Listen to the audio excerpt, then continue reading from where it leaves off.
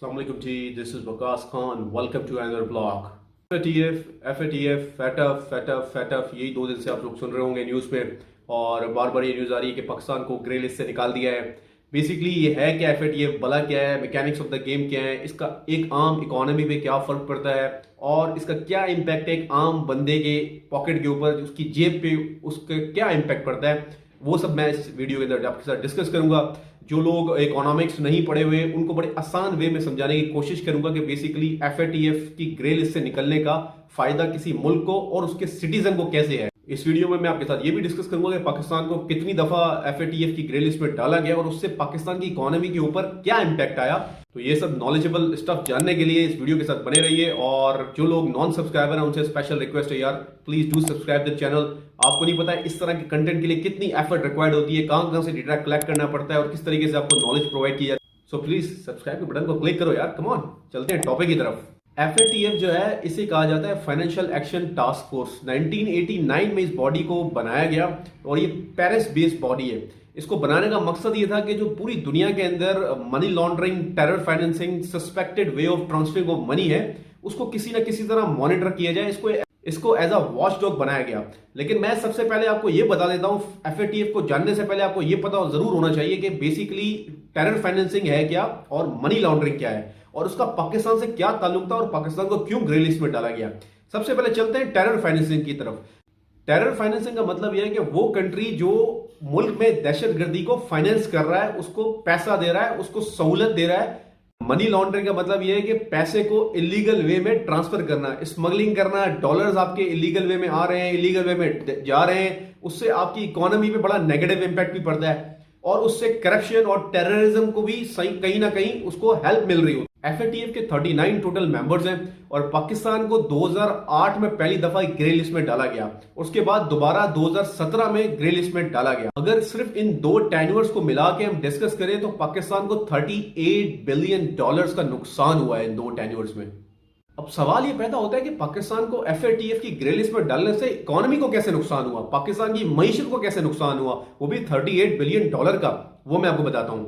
देखें, एक आम बंदे की एग्जांपल लेते हैं कि आप आम बंदा है, उसको अगर फॉर एग्जांपल उसके ऊपर कोई पुलिस का केस है, कोई बेईमानी का केस चल रहा है, तो अगर वो बंदा आपसे उधार मांगने आया है या वो बंदा आपके साथ कोई बिजनेस करना चाह रहा हो तो क्या आप उसके साथ बिजनेस करेंगे? Obviously a big no. Same case with the countries as well कि एक कंट्री को ऑलरेडी जो है टेरर फाइनेंसिंग और मनी लॉन्ड्रिंग के केसेस भुगतने पड़ रहे हैं, उसको ऑलरेडी ग्रे लिस्ट में डाला गया है कि जी आप एक सस्पेक्टेड कंट्री हैं। उसके साथ कैसे इन्वेस्टर आके इन्वेस्टमेंट करेगा, उसके साथ अगर वो अपनी कैश इनफ्लो को बढ़ाना चाह रहा है, कैश आउटफ्लो को बढ़ाना चाह रहा है और उसको लोन्स लेने हैं, उसको डॉलर चाहिए अपने कंट्री के लिए, तो वो डॉलर्स के लिए लोन कैसे लेगा दूसरे कंट्री से? दूसरा, आप किसी इन्वेस्टर को नहीं बुला सकते। क्यों?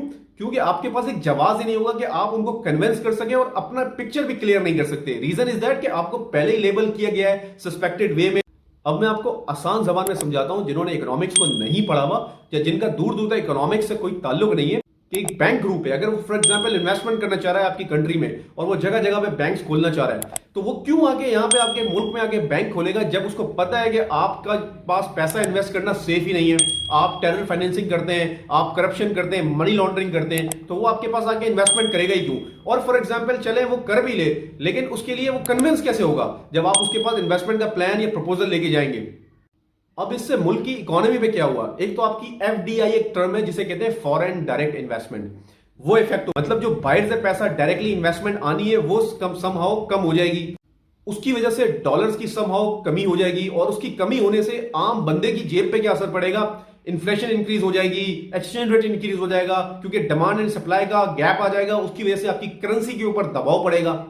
अब सवाल आता है कि FATF को कंट्रोल कौन करता है? FATF को बेसिकली कंट्रोल ज्यादातर G7 कंट्रीज और US करता है। इसको मैं जरा ब्रॉडर पर्सपेक्टिव में बताऊं तो अगर आप IMF से लोन लेने जाते हैं, वर्ल्ड बैंक से, यूरोपियन यूनियन से या किसी कंट्री से, वो भी आपको लोन जब तक नहीं देंगे जब तक आपको वहां से क्लियरेंस नहीं मिलेगा। अभी आपने रिसेंटली देखा हो जो IMF के साथ हमारे मुज़ाकरात चल रहे थे, वो जो सारे प्रॉब्लम्स थे ना, वो सिर्फ इसी वजह से थे कि आप FATF में ग्रे लिस्ट पे थे, जिसकी वजह से वो बार बार कभी कोई कंडीशन लगा रहे थे, कभी कोई कंडीशन लगा रहे थे, जिसकी वजह से आपकी इकोनॉमी पे दबाव हुआ। अब उन्होंने क्या किया? पेट्रोल के जो लेवाई टैक्स इंक्रीज कर दिया, क्योंकि उनको पता था कि यार आपके ऊपर उनको एतबार नहीं था, उनको पता था कि समहाउ इस मुल्क के अंदर कैपेबिलिटी नहीं है कि वो हमें अमाउंट रिटर्न कर सके, तो उन्होंने टैक्सेस इंक्रीज करने की रिकमेंडेशन दे दी, जिसकी वजह से आम बंदे की पॉकेट के ऊपर असर हुआ।